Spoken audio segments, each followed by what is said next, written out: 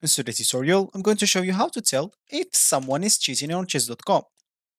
So the first thing that you'd like to do, of course, is just go and open whatever browser you're going to use to follow this tutorial steps with. Here in my case, I'm actually using Brave.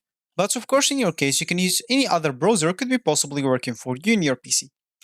Once you open that browser, make sure to go to this URL section and simply type chess.com and hit the enter button, and that should take you into this page.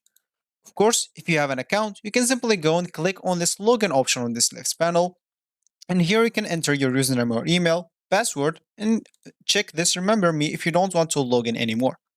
Of course, you can even log in with your Apple account, Google account, or Facebook account if you don't want to go through all the boring steps of logging into your account. Or if you don't have an account, you can simply go and click on sign up from here or sign up from here. Both will take you to this page. And here, of course, you'll just have to choose a username, email, enter an email password, and simply click at sign up.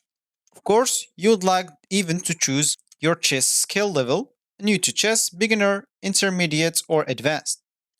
And also, you can sign up with Apple, Google, or Facebook, like login if you don't want to go through all the boring steps of signing up. So once you're logged in into your account or you just created your account, you'll find yourself here in this home screen or the main screen of the chess.com. So as we said in the beginning of this tutorial, who would like to know if someone is cheating.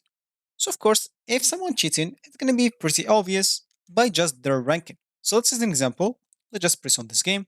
And this game I played against is actually 453 rating. And as you can see, I win this game. But let's say an example, he's making like no mistakes. He's just playing and making no mistakes and just outplaying me so hard. And of course, if you're suspicious anything about him, all you need to do just go and report him. And if your feedback of the reports got back to you and they're telling you thank you for reports, that means he was actually cheating and you'll be good to go.